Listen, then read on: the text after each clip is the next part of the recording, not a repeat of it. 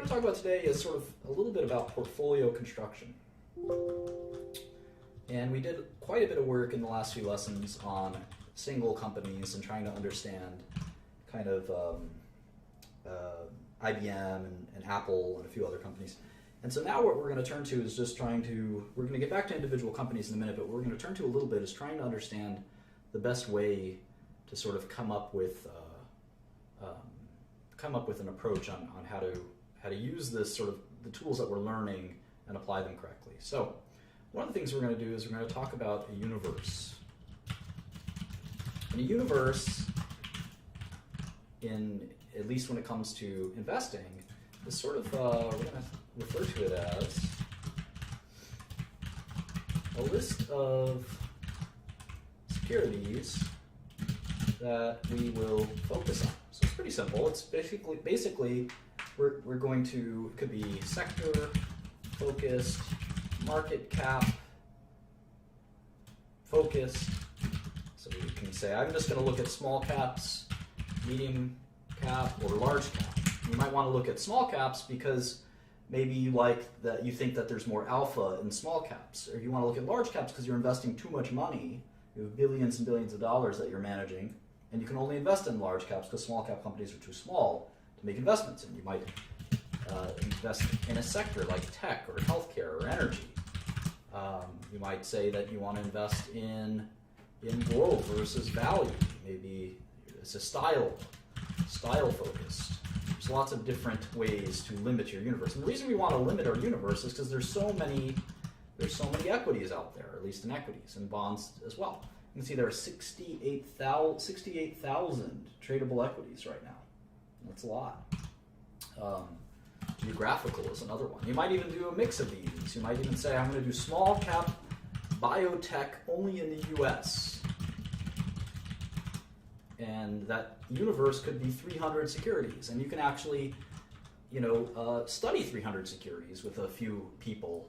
If you're going to think that you want to do at least 100 hours per security, you can cover that ground in a year. So that's sort of the reason why. You can't really do that if you're studying 68,000 securities. That's too many. It's too many. So let's do tech. Let's kind of quickly do tech. Now, technology and telecom. Tech and telecom. Let's try that. And we'll see what our universe looks like. 5,000 companies. That's a lot more reasonable than 68,000, right? A lot more reasonable. And it's probably going to be even less than 5,000 when we get to it. So let's see.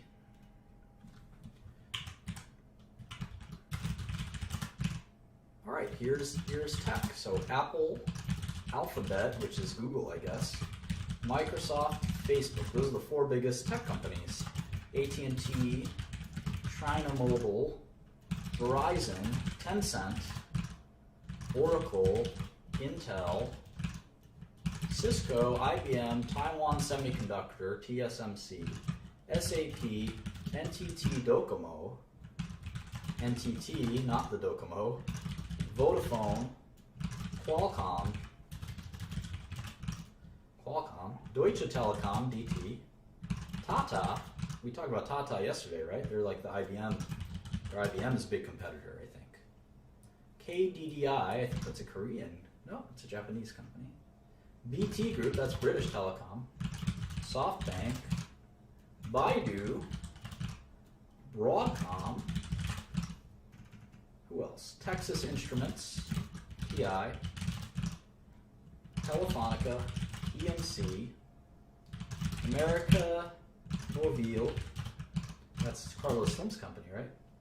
Salesforce.com, Telstra, it's an Australian company. Orange, Singapore Telecom, Adobe, you know Adobe, Etisalat, ASM Lithography, China Telecom, Infosys. These are the Canon, BCE, BCE is a Canadian company, Saudi Telecom, Nokia, Cognizant, talked about Cognizant being an IBM competitor, Yahoo, T-Mobile, who else? Ericsson,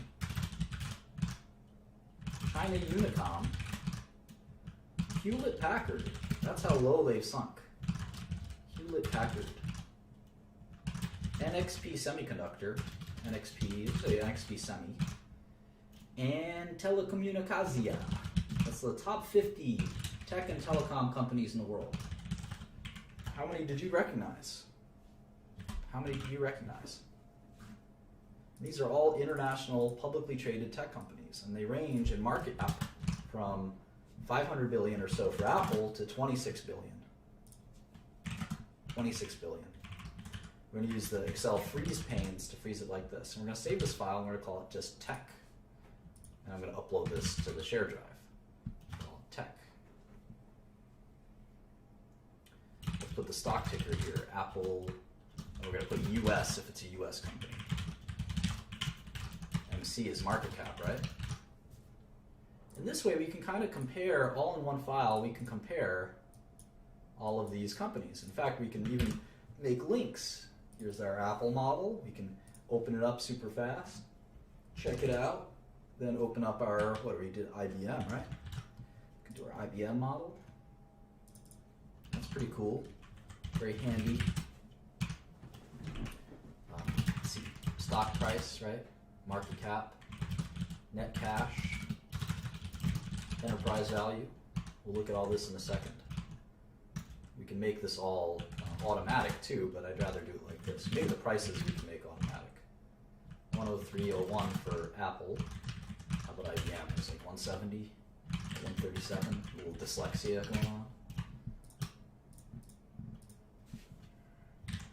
Alphabet, Facebook. So which one should we look at next? Well, if we learn Tata, we learn a little bit about IBM.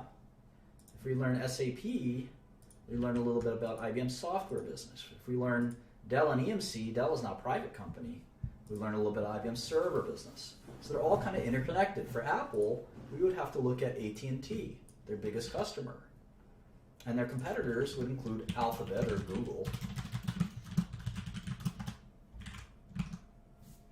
So there's a lot of reasons that we want to learn one industry. Because if we started to look at, if we put Coca-Cola in this list, it wouldn't tell us anything about any of these companies. But look at all these telecom companies are big customers, right, of companies like Cisco. They're big customers of all these different equipment companies. So there's a food chain. Sometimes we call that a food chain or supply chain. And it all links together. So we can study this by sort of having, let me make a new file here. You can sort of draw this stuff out. I know a lot of people like to do this in tech. I'm not a tech expert. I know people like to do it, stuff like this. I say Apple. You can even just put the stock ticker, AAPL. These sell phones to who? AT&T. Or their AT&T's a carrier, I guess, right? So you have this relationship.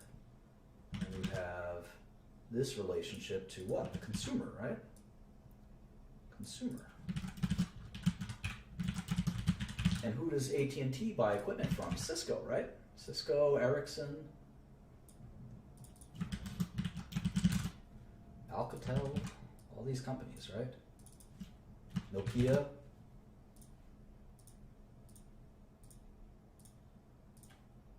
And so forth and so forth. And you want to understand how all this works.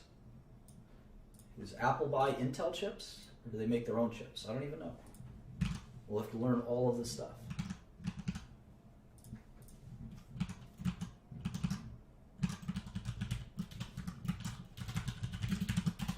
Google will tell us about kind of the advertising business, won't it? Microsoft is pretty diversified themselves. Facebook and Google are arch rivals. AT&T, of course, very important to all of this. China Mobile is our first foreign company. This trades in Hong Kong. We're going to trade some Hong Kong stocks here too. Verizon, well, they're very important in all of this too. So Verizon, we can make Verizon over here.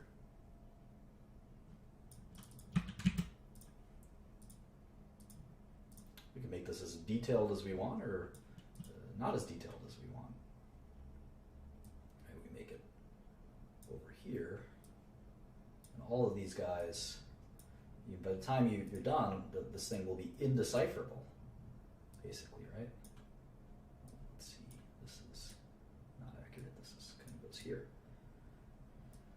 So these guys are competitors, Verizon and AT&T. And they also go back to the consumer. Now, Verizon also does triple play, right? I don't think AT&T, maybe AT&T does have triple play, but I'm not sure. Verizon is a cable company too.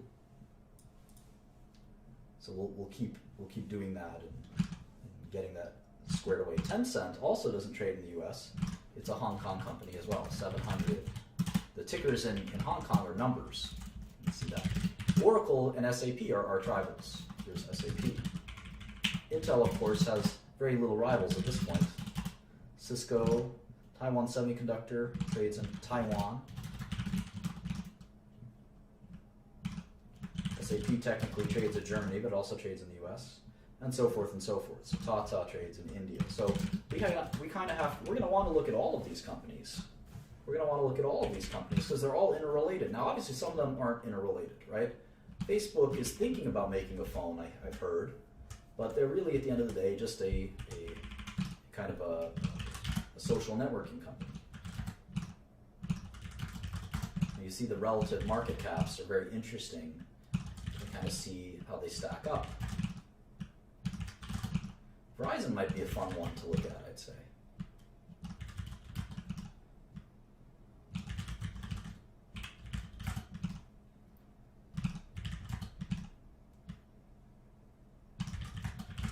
Et cetera, et cetera. Now, how about some smaller tech companies? Let's go all the way down here. Let's look for like a tiny, not tiny, but a smaller tech company. Wow, there's so many. Hundreds. How many $1 billion or above tech companies are there? 700? About 701, exactly. Crazy. Do we recognize any of these companies? Half of them are Chinese. Look at that. All these Chinese companies. Stop when we really recognize one of them. Alarm.com? No way, that's a real company. Alarm.com. ALRM. What the heck do they do?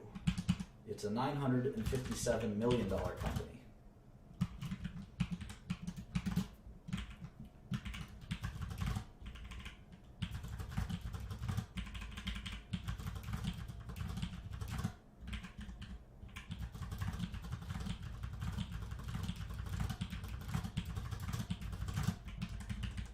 Alarm.com.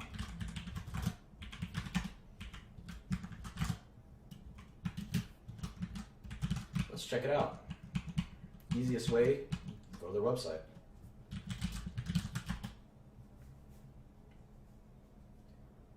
Protect what matters most. Cutting edge security you can rely on. Okay.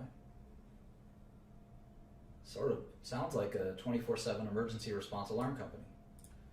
Basically do all kinds of monitoring and alarm devices, and they use your iPhone or something.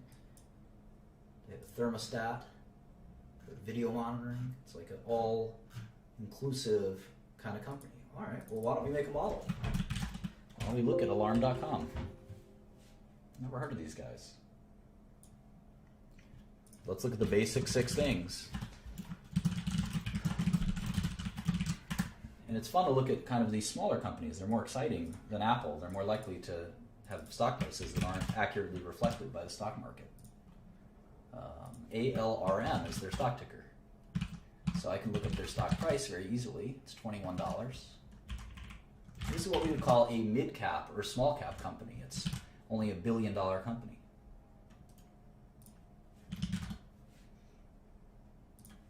Go to my SEC search box. CEO's 3 alarm. Funny. All right, 10K.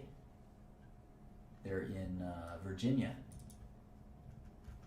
and they have 45 million shares outstanding. 45.582 million shares outstanding as of Q4 2015, at the end of Q4 2015. So that makes it roughly $1 billion company. This is much more reasonable, a $950 million company. It would take you $96 million roughly to buy 10% of the company. It's affordable. There's the 10K. All right. First page of the 10K, we are a leading platform solution for the connected home. Through our cloud-based services, we make connected home technology broadly accessible to millions of home and business owners. Software as a service, we're going to see this a lot in technology, SaaS or SaaS, software as a service. Blah, blah, blah, blah, blah. All right, I don't want to read this yet. I want to do the top 6 that I look at. Stock price, shares outstanding, market cap. How about cash? Do you guys have any cash? First thing I care about. Show me the money.